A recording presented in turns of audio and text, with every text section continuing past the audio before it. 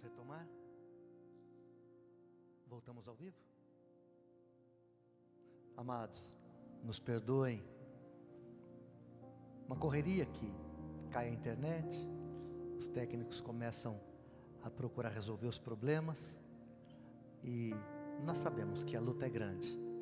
Sabemos que nós não lutamos contra a carne ou sangue, mas contra principados e potestades. E eu quero retomar com você então. Aquiete o teu coração, aquiete a tua alma. Se houver queda de sinal, se cair a internet novamente, fique tranquilo, que assim que retornar, a gente manda o link para você, a gente dá um sinal. E nós vamos continuar aqui, vamos gravar e depois vamos deixar lá no YouTube, no nosso canal TV IEM Sul 2. E também vai ficar registrado lá no Facebook, tá bom? Quero ler novamente a palavra com você. Eu não sei que momento foi que caiu, mas eu quero ler. Abra em Gálatas capítulo 3, verso do 1 ao 14. O nosso tema hoje é justificação pela fé. Ó insensatos Gálatas, quem os enfeitiçou? Não foi diante dos seus olhos que Jesus Cristo foi exposto como crucificado? Gostaria de saber apenas uma coisa: foi pela prática da lei que vocês receberam o Espírito ou pela fé naquilo que ouviram? Será que vocês são tão insensatos que, tendo começado pelo Espírito, querem agora se aperfeiçoar pelo próprio esforço? Será que foi inútil sofrerem tantas coisas? Se é que foi inútil. Aquele que lhes dá o seu Espírito e opera milagres entre vocês, realiza essas coisas pela prática da lei ou pela fé com a qual vocês receberam a palavra? Considerem o exemplo de Abraão. Ele creu em Deus e isso lhe foi creditado como justiça. Estejam certos, portanto, de que os que são da fé, estes é que são filhos de Abraão. Prevendo a Escritura que Deus justificaria pela fé os gentios, anunciou primeiro as boas novas a Abraão: por meio de você, todas as nações serão abençoadas. Assim, os que são da fé são abençoados juntamente com Abraão, homem de fé. Já os que são pela prática da lei estão debaixo de maldição, pois está escrito: maldito todo aquele que não persiste em praticar todas as coisas escritas no livro da lei. É evidente que diante de Deus ninguém é justificado pela lei, pois o justo viverá pela fé. A lei não é baseada na fé. Pelo contrário, quem praticar estas coisas, por elas viverá. Cristo nos redimiu da maldição da lei, quando se tornou maldição em nosso lugar. Pois está escrito: maldito todo aquele que for pendurado num madeiro. Isso para que em Cristo Jesus a bênção de Abraão chegasse também aos gentios, para que recebêssemos a promessa do Espírito Santo mediante a fé. Ah, Senhor, abra o nosso entendimento para recebermos a Tua porção, que a Tua palavra possa fazer morada em nós, em nosso coração, em nome de Jesus. Amados, Paulo nesse texto fala à igreja de Gálatas e a nós esta noite sobre lei e graça, sobre fazer e crer. Está falando sobre justificação pela fé. Justificação. O que é justificação? A justificação vem da palavra justificar e significa garantir, abonar, declarar legítimo, atestar. Um exemplo: o meu irmão não foi trabalhar porque estava doente, mas foi ao médico e recebeu um atestado pelo dia de falta.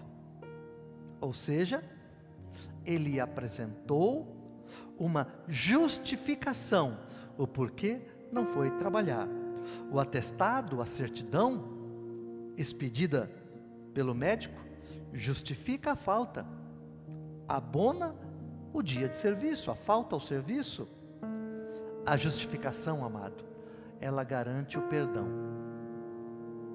Espiritualmente, a justificação representa um ato de amor de Deus a nosso favor. A dívida foi paga, a minha dívida, a sua dívida, a nossa dívida foi paga por Cristo lá na cruz. Estamos justificados do pecado. Cristo justifica as nossas faltas através da cruz do Calvário. Ele garante o perdão para as nossas dívidas. É como se você estivesse devendo uma quantia absurda e não tivesse recurso para pagar. Você assinou a nota promissória e aquela pessoa então vem à sua porta cobrar. Aí vem alguém e dá o dinheiro para aquela pessoa e resgata a nota promissória e rasga aquela nota que pesava contra você. A sua dívida está paga. Ele não poderá requerer novamente, porque você já recebeu o perdão. Ele levou sobre si as nossas transgressões, oh glória, Isaías 53:4, as nossas dores, as nossas enfermidades, Ele levou sobre si. A cédula que pesava contra nós, Ele cravou na cruz do Calvário. Não podemos mais ser responsabilizados por elas, já estão pagas. Mas é bom lembrarmos, em Romanos, Paulo fala aos Romanos, capítulo 3, verso 23 e 24, que todos nós pecamos. Todos pecaram e estão destituídos da glória de Deus. Aí ele conclui no verso 24, mas foram justificados gratuitamente por sua graça, por meio da redenção que há em Cristo Jesus. Glória a Deus por isso.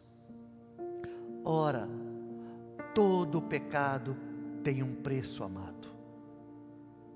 Todo pecado é uma dívida a ser paga. E o mesmo apóstolo Paulo fala em Romanos capítulo 6, verso 23, o salário do pecado é a morte. Então o pecado leva à morte. Mas o dom gratuito de Deus é a vida eterna em Cristo Jesus, o nosso Senhor. Deus nos resgata da morte eterna através do sangue de Cristo. Deus nos dá a vida eterna, da morte para a vida. Isso nós chamamos de justificação. Você então pode estar perguntando: pastor, e eu sou justificado?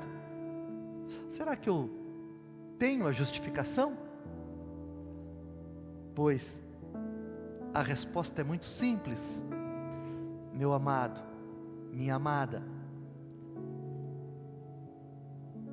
Você crê em Jesus de todo o teu coração? Você se arrependeu? Você se arrepende dos seus pecados? Você pediu perdão? Você pede perdão pelos seus pecados, pelas suas transgressões ao Senhor? Se a resposta a essas 3 perguntinhas for sim, então, eu lhe digo, sem medo de errar, você é justificado pelo sangue do Cordeiro, pela graça de Deus. E é exatamente sobre isso que Paulo está falando aos Gálatas. Esse texto nos dá a dimensão exata do que é a justificação e de como temos que agir. Observe como ele começa. Verso 1. Ó Gálatas insensatos! Que insensatez é essa de vocês? Paulo está perguntando. Não foi diante dos olhos de vocês que Jesus Cristo foi exposto como crucificado? Eu não preguei Jesus Cristo a vocês, Gálatas? Eu não manifestei a glória de Deus através de Cristo na cruz para vocês? Uma palavra dura, uma palavra de censura, uma palavra de reprovação de Paulo à igreja da Galácia. Insensatos Gálatas. A palavra insensato significa louco, delirante, irresponsável.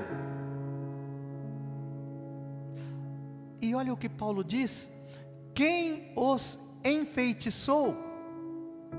Paulo fala que eles estão enfeitiçados. Enfeitiçados e se desviando do caminho. Amados, a carta aos Gálatas é um remédio muito amargo. Um remédio amargo, mas necessário. Porque tratava-se de uma igreja que estava se perdendo. Uma igreja que estava a caminho do abismo. Uma igreja que estava dividida. E Paulo faz um alerta a essa igreja que estava à beira da apostasia. A apostasia é abandonar a fé em Cristo. Estavam retrocedendo no propósito de servir a Deus em Cristo Jesus. Não confiando mais na justificação pela fé, não confiando mais na justificação recebida pela cruz do Calvário, não confiando mais na justificação realizada por Cristo. Isso estava acontecendo, porque um grupo de pessoas no meio da igreja estava disseminando a ideia, olha que coisa terrível, de que a morte de Cristo, crer em Jesus Cristo tão somente, não era o suficiente. Não era o suficiente. Eles estavam pregando os costumes judaicos. Esse grupo de legalistas nós chamamos de judaizantes, que pregavam a lei judaica, disseminavam os costumes e os rituais judaicos. E na igreja de Gálatas tinham muitos judeus convertidos e recebiam esta mensagem duvidosa, duplicada. Eles pregavam que para se tornar justo aos olhos de Deus, era necessário crer em Jesus, mas também circuncidar-se. Crer em Jesus, mas também guardar a lei de Moisés. Crer em Jesus, mas também seguir os rituais judaicos. Isso, amado, é um sincretismo religioso. É uma mistura, é uma confusão. Crer em Jesus apenas não é mais suficiente. Ora, vemos isso até hoje, não é verdade? Esse não foi um problema só da igreja da Galácia. Quantos fazem isso, amados? Crê em Jesus, mas também crê no sal grosso, crê no óleo do ungido de Israel, crê na água do Rio Jordão, crê em Jesus, mas acende vela para Pedro, para Paulo, para João, para Maria, para Antônio, crê em Jesus, mas vai bater tambor nos lugares escuros e sombrios, crê em Jesus, mas vai levar a sua oferta, a sua oferenda nas esquinas e nas encruzilhadas, nas noites sombrias, crê em Jesus, não é mais suficiente para essas pessoas, amados, essas pessoas estão no caminho errado, caminhando para o inferno. E quantos nós conhecemos que fazem isso? Creem em Jesus, mas também acendem vela para aqueles que já morreram, para que possam dar uma ajuda. Amados, não é assim, não pode ser assim. Vejam o que Paulo fala, o apóstolo Paulo chama isso de feitiçaria. Crê em Jesus, mas fica se sacrificando, subindo escadas de joelho, fazendo e desfazendo. Paulo fala, na verdade Paulo faz uma pergunta àquela igreja de Gálatas, e pergunta a você hoje: quem os enfeitiçou? Verso de número 1. Gálatas insensatos, quem os enfeitiçou? Jesus Cristo, o nome poderoso, é suficiente, não precisa mais. E alguns princípios que eu quero abordar com você, para entendermos esse ponto. O primeiro deles é que a justificação pela fé é provada pela experiência do cristão. A minha experiência me prova que eu tenho a justificação. A tua experiência, quantos milagres você já viu, meu amado? Quantos milagres você já viu, amada? É obra de Deus, através do Espírito poderoso. E isso só vemos pela fé. Gostaria de saber uma coisa: foi pela prática da lei que vocês receberam o Espírito?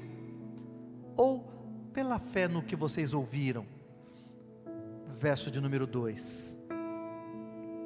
Recebemos o Espírito de Deus, amados, por crermos em Jesus Cristo, e não por fazermos.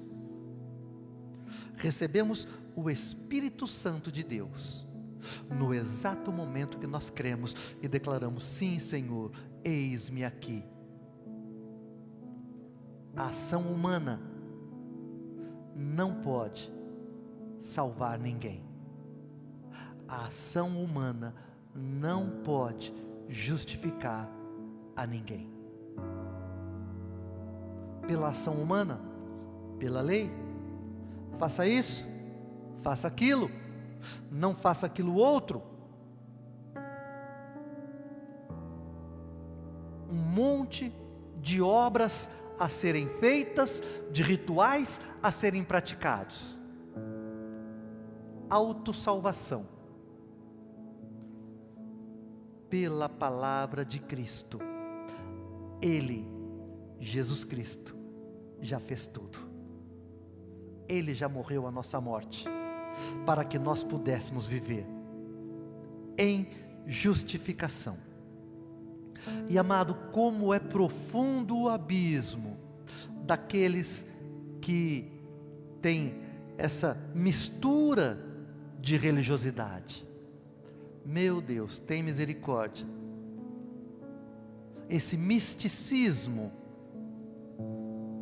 é um abismo profundo.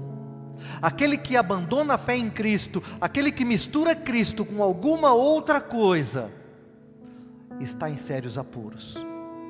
E isso estava acontecendo na igreja dos Gálatas. Aquele que abandona a graça para buscar a salvação pelo próprio esforço.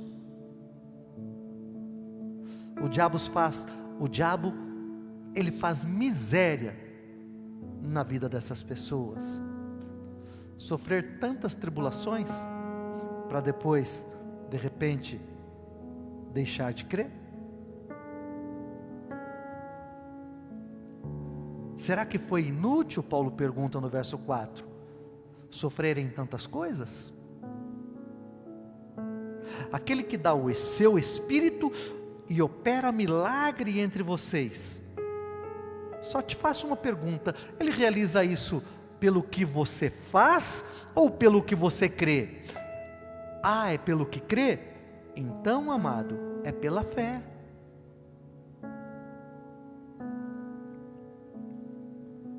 Tantas experiências já vivemos, já presenciamos tantos milagres. É claro que Deus quer te abençoar. Tão somente creia. Sempre será pela fé.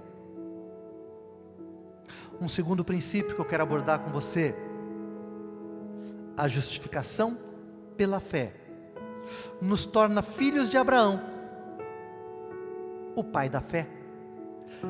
A justificação pela fé, quando eu creio em Jesus, eu me torno filho de Abraão. Verso 6: considerem o exemplo de Abraão. Ele creu em Deus e isso lhe foi creditado como justiça. Ora, para fundamentar o seu ensino sobre justificação pela fé, Paulo volta ao passado. Paulo cita o pai Abraão, um homem de fé. Paulo fala a respeito de Abraão como sendo aquele que confiou inteiramente em Deus, e isso lhe foi creditado como justiça. E Abraão viveu muito antes da lei, portanto, muito antes de Moisés, não é? Deus chama Abraão em Gênesis capítulo 12. Deus chama Abraão e Abraão obedece. Abraão crê e esta fé lhe é acreditada. Verso de número 7 diz assim: estejam certos, portanto, que os que são da fé, estes é que são filhos de Abraão. Irmãos, vamos pensar um pouquinho na vida de Abraão. Paulo cita Abraão, Paulo traz Abraão para a conversa. Então vamos meditar um pouco. Observem o que aconteceu com Abraão. Chamado por Deus, capítulo 12 de Gênesis: sai da tua terra, da tua parentela, da casa do seu pai, e vá para um lugar que eu lhe mostrarei. Amados, Abraão tinha 75 anos quando Deus o chama. Gênesis capítulo 12, verso 4, Abraão tinha 75 anos, não era nenhum menino, mas ele obedeceu fielmente. Obedeceu fielmente, e foi. E a vida dele começa a se desenvolver na terra que Deus mostra. E lá no capítulo de número 15, verso de número 5 e 6, Deus novamente se manifesta a Abraão, dizendo assim: levando-o para fora da tenda, Deus lhe disse: olhe para o céu. Abraão, olhe para o céu e conte as estrelas, se é que você pode contá-las. Assim será a sua descendência, tão numerosa quanto as estrelas do céu. E no verso 6, a palavra diz: e Abraão creu no Senhor, e isso lhe foi creditado como justiça. Olha que coisa, o que falou lá em Gênesis capítulo 15, Paulo repete aqui em Gálatas. E por cristocidência, mesmo verso 6. Verso 6 lá, verso 6 aqui. Só que alguns dados importantes sobre a vida de Abraão. Deus faz uma promessa que a descendência de Abraão seria enorme, não seria possível contar. Mas Abraão, aos 75 anos, não tinha filhos. Ele, sua esposa Sara, não podiam ter filhos. Mas Abraão creu no Senhor, mesmo sem ter nenhum filho. Abraão creu no Senhor. Amados, creiam no Senhor, mesmo que tudo indique o contrário, mesmo que a situação ela é adversa, mesmo que o momento não é propício, mesmo que todos falem que não é possível e que não vai dar certo, continue crendo, tenha esta fé de Abraão. Creia e acontecerá. Siga o exemplo do pai Abraão, esse homem de fé. E quando Abraão tinha 100 anos, nasce Isaque, um filho amado, o filho da promessa. Observem o que Paulo fala no verso 8 do capítulo 3 de Gálatas. Prevendo a Escritura que Deus justificaria pela fé os gentios, anunciou primeiro as boas novas a Abraão. Lá atrás as boas novas foram anunciadas a Abraão. Que boas novas, pastor? A que nós vivemos hoje, a que eu e você recebemos. E Deus diz a Abraão: por meio de você, todas as nações serão abençoadas. Em ti serão benditas todas as famílias da terra. Pois é, Deus faz esta promessa a Abraão: eu vou abençoar todas as nações através de você.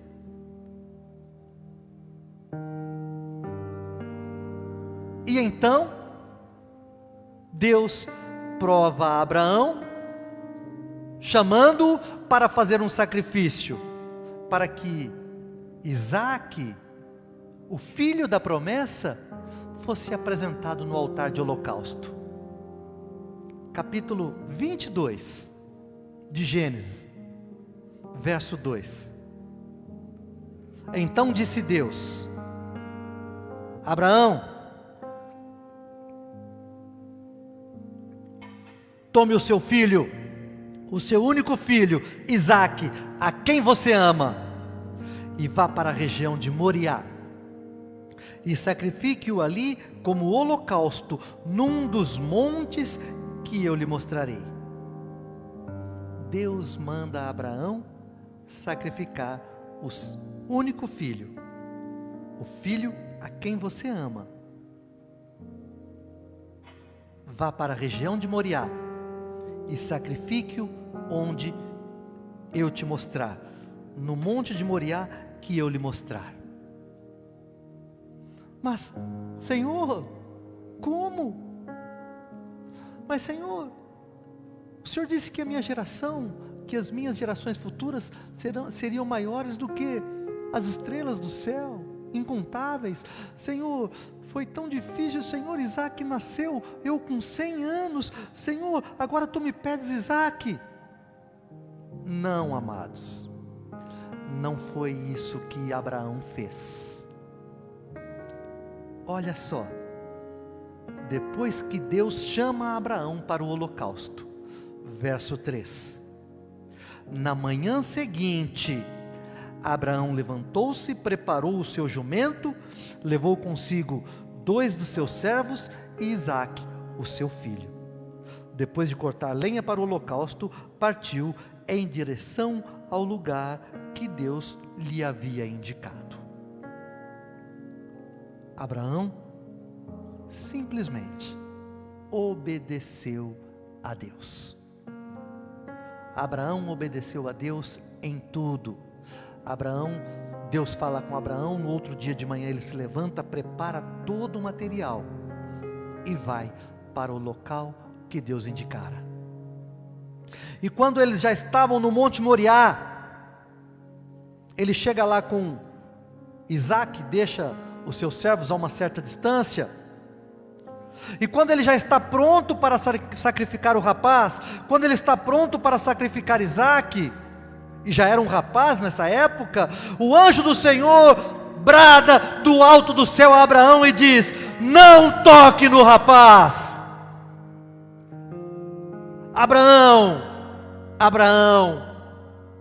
não lhe faça nada.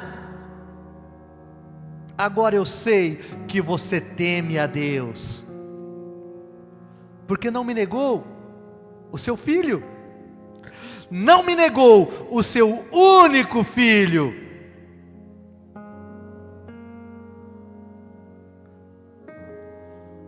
E por isso, eu abençoarei as suas gerações futuras, e todos os povos da terra serão abençoados, porque você me obedeceu, Abraão, diz o Senhor. Gênesis 22, do 12 ao 18. Amados, e lá no Monte Moriá, Deus prepara um carneiro para o sacrifício. Quando o anjo fala com Abraão, ele tira Isaque de cima do altar, e ele levanta os olhos e vê um carneiro preso pelos chifres no arbusto. Então ele pega e sacrifica o cordeiro no lugar de Isaque. Uma morte substitutiva. O cordeiro por Isaque. Você quer ver algo tremendo? 2000 anos, mais de 2000 anos depois, a mesma cena se repete. Jesus Cristo é sacrificado no Monte Moriá. Pastor,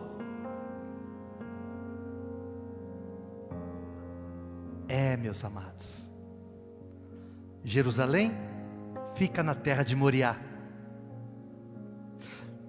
O templo de Salomão foi construído em cima do Monte Moriá. Moriá não era apenas um monte, era uma terra, era uma região, e tinha vários montes, várias montanhas. 2 Crônicas, capítulo 3, verso de número 1, diz assim: então Salomão começou a construir o templo do Senhor em Jerusalém, no Monte Moriá, onde o Senhor havia aparecido a seu pai Davi, na eira de Araúna, o Jebuseu, local providenciado por Davi. Que coisa tremenda, igreja! Que coisa tremenda, meu irmão! Que coisa maravilhosa! Como o nosso Deus é grandioso! Jerusalém foi edificada na terra de Moriá. O templo de Salomão foi construído no Monte Moriá. Jesus foi sacrificado em Moriá. Jesus, o Cordeiro de Deus, que tira os pecados do mundo, foi sacrificado no lugar aonde lá atrás Deus manda Abraão sacrificar Isaque, e depois dá a ele um cordeiro como substituição. Agora Jesus é o cordeiro, e ele morre em substituição àqueles que são pecadores. A morte substitutiva aconteceu no mesmo lugar. Tem glória a Deus? representando então o que aconteceria há 2000 anos depois. Deus substitui Isaac por um cordeiro. Mas Deus não substitui Jesus, porque Jesus é o cordeiro que tira os nossos pecados. Verso 9 de Gálatas 3: assim, os que são da fé são abençoados juntamente com Abraão, homem de fé. Porque o justo viverá pela fé.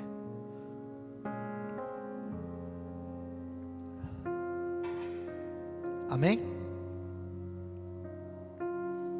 Terceiro princípio sobre a justificação pela fé. A justificação pela fé nos faz vencedores. Oh glória! Eu e você somos vencedores.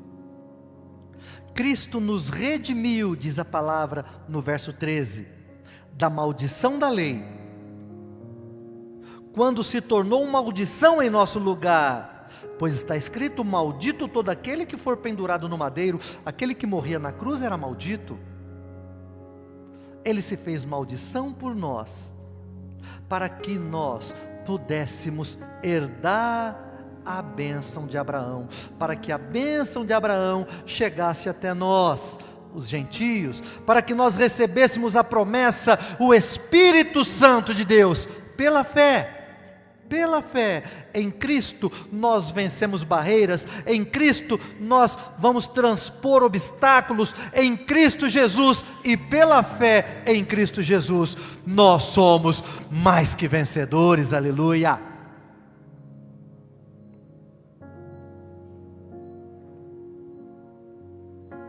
Aparece ali rapidamente, senão vai disparar o alarme. Aí conseguimos. A gente fica quietinho aqui, o alarme se mobiliza automaticamente. Amados, a bênção de Abraão chegou até você, através de Jesus. Pastor, eu tenho a bênção de Abraão na minha vida? Sim, querido, você tem. A bênção de Abraão está sobre nós. É importante nós entendermos que a justificação pela fé é um ato de Deus, vem de Deus para nós, um ato único, não é um processo longo e demorado, mas é um ato, é instantâneo, é imediato. O processo longo e demorado pelo qual nós passamos é a santificação, é a purificação, é nós aprendermos mais e mais, e então nós vamos nos aperfeiçoando, mas a justificação, ela vem de uma vez para todo sempre. Você creu? Você foi justificado, e aí você começa a se aperfeiçoar, através da santificação, dia a dia, momento a momento. Amados, a justificação pela fé em Cristo Jesus foi a maior missão de resgate que a humanidade já viu. A maior missão trazida ao homem, Jesus Cristo, o grande missionário, que nos justifica os nossos pecados, pela morte de Jesus, todos aqueles que creram, foram justificados. Olha, que grandiosidade, Jesus resgatando o homem da morte eterna. Isso se chama Páscoa, libertação, a passagem da morte para a vida, a passagem das trevas para a luz. Essa é a Páscoa do cristão. Jesus nos justificou através do sangue do Calvário.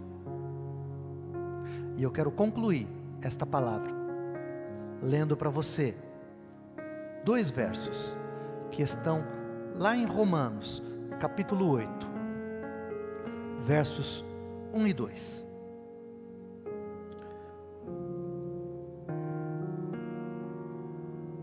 Romanos 8, 1 e 2.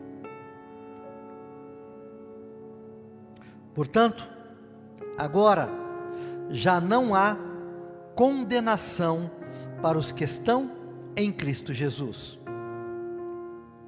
Porque por meio de Cristo Jesus, a lei do Espírito de vida me libertou da lei do pecado e da morte.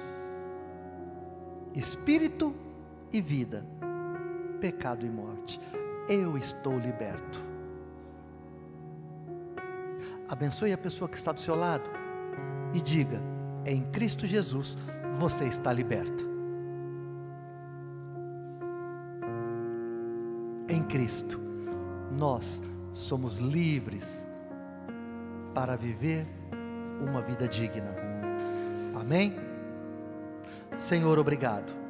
Obrigado, Pai, pela bênção. Obrigado pela Páscoa. Obrigado porque Tu és a nossa Páscoa, Jesus. Obrigado pelas famílias. Obrigado, ó Pai querido, pelo perdão dos pecados. Senhor, quantas lutas, Senhor, quantas dificuldades. Pai Santo, mas aqui estamos. Pai Eterno, queremos colocar diante de Ti todos aqueles que estão trabalhando, todos aqueles que estão, Senhor, lutando contra essa pandemia, lutando, ó Pai querido, contra esse momento tão difícil da humanidade, humanidade que o Senhor criou e que virou as costas para o Senhor. Pai Santo, que possamos entender que só o Senhor é Deus e não há outro. Ah, Jesus, obrigado pela morte, obrigado pela cruz, obrigado pelo sangue derramado, obrigado, ó Pai querido, pela Tua vida a troco da minha. Pai Santo, abençoa cada lar, cada família, abençoa aqueles que buscaram entender esta palavra e dar transformação ao coração e à vida deles. Senhor, nós precisamos do Teu Santo Espírito em nós. Socorre o aflito, dá força ao cansado, levanta o caído, restaura o desanimado. Em Ti nós cremos que tudo isso vai se dissipar e nós em breve tempo estaremos juntos, glorificando ao Teu nome presencialmente. Senhor, ajuda-nos nisso.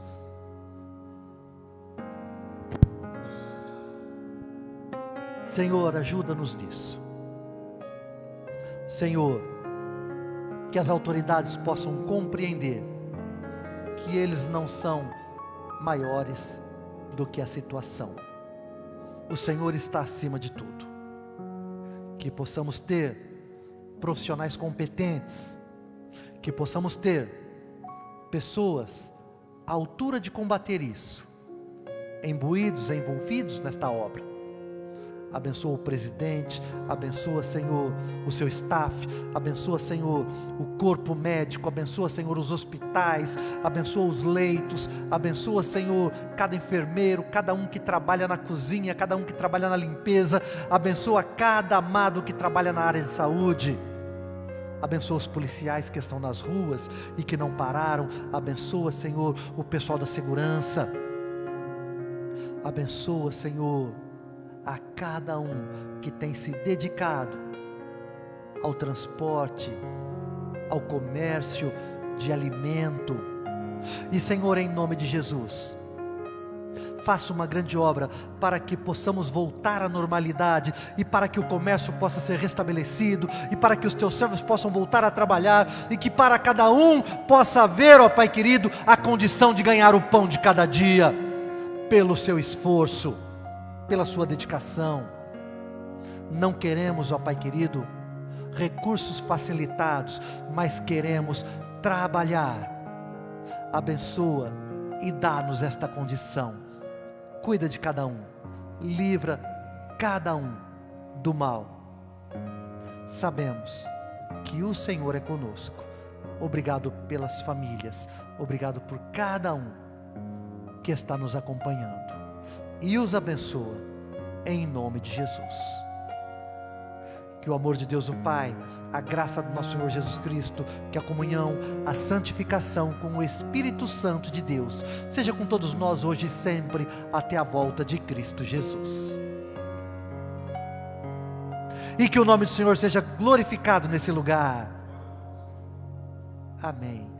Deus abençoe, meu amado, e continue firme em oração, para que esse tempo seja breve e logo possamos nos encontrar novamente aqui, para juntos, presencialmente, adorarmos e glorificarmos o nosso Deus. Ótima semana, Deus os abençoe. E vai ir, grande beijo no seu coração.